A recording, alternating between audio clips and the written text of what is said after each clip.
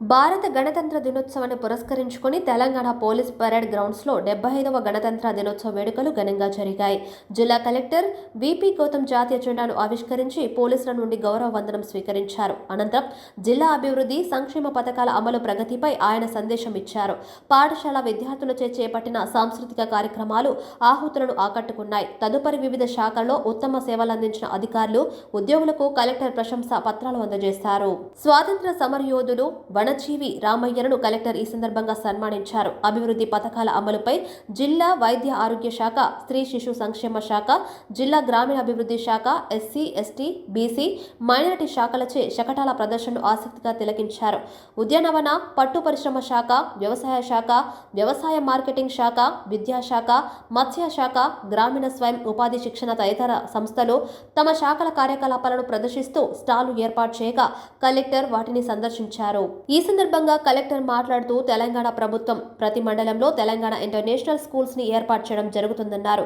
యువ వికాసం కింద రాష్ట్ర వ్యాప్తంగా ఉన్నటువంటి విద్యార్థులకు 5 లక్షల విద్యా భరోసా కార్డులు అందజేయనున్నట్లు పేర్కొన్నారు. అంతేకాకుండా వితంతు, చేనేత, బీడీ కార్మికులకు రాష్ట్ర ప్రభుత్వం 4,000 వరకు పెన్షన్ అందిస్తుందన్నారు. దివ్యాంగులకు 6,000 పెన్షన్ అందిస్తామని తెలిపారు.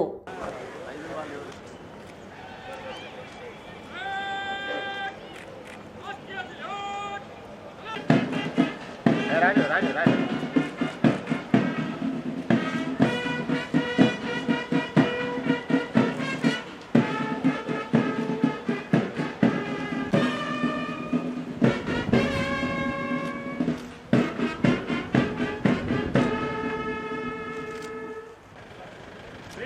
आपका निरीक्षण के लिए 75th गणतंत्र दिवस parade 6 AR platoon, 1 home guard platoon, 1 NCC platoon. గౌరవనీయులు జిల్లా కలెక్టర్ విపి గౌతమ్ గారు, Khammam commissioner of police Shri Sunil Dutt గారు విచ్చేస్తున్నారు. జెండా ఆవిష్కరణ కార్యక్రమం ఇప్పుడే నిర్వహించడం జరిగింది. వారు వెళ్తా ఉన్నారు.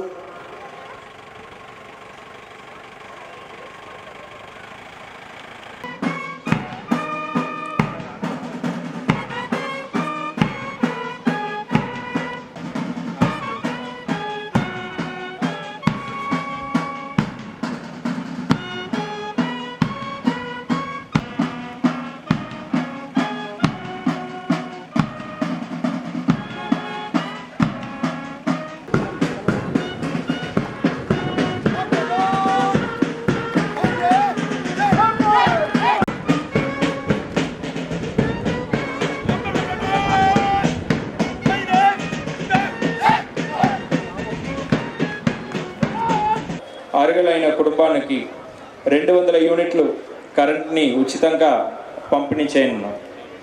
చేయూత పథకం కింద వృద్ధులు, ఒంటరి మహిళలు, వితంతు, చేనేత, బీడీ కార్మికులకు రాష్ట్ర ప్రభుత్వం రూపాయి 4,000కి 4,000 పెన్షన్ నుంచి పంపిణీ చేయనున్నారు. దివ్యాంగులకి 6,000 పెన్షన్ అందించనున్నాం.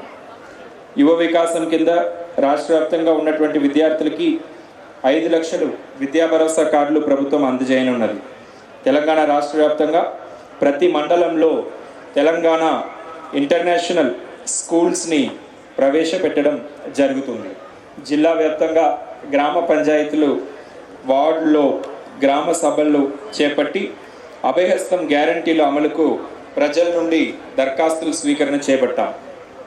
జిల్లాలోని 589 గ్రామ పంచాయతీలు, 125 వార్డులు, మొత్తం 714 ప్రాంతాల్లో ప్రజాపాలన సభలు నిర్వహించి 4,71,425 కుటుంబాల నుండి అభయహస్తం గ్యారంటీలు కింద దరఖాస్తులు స్వీకరణ చేయడం జరిగింది.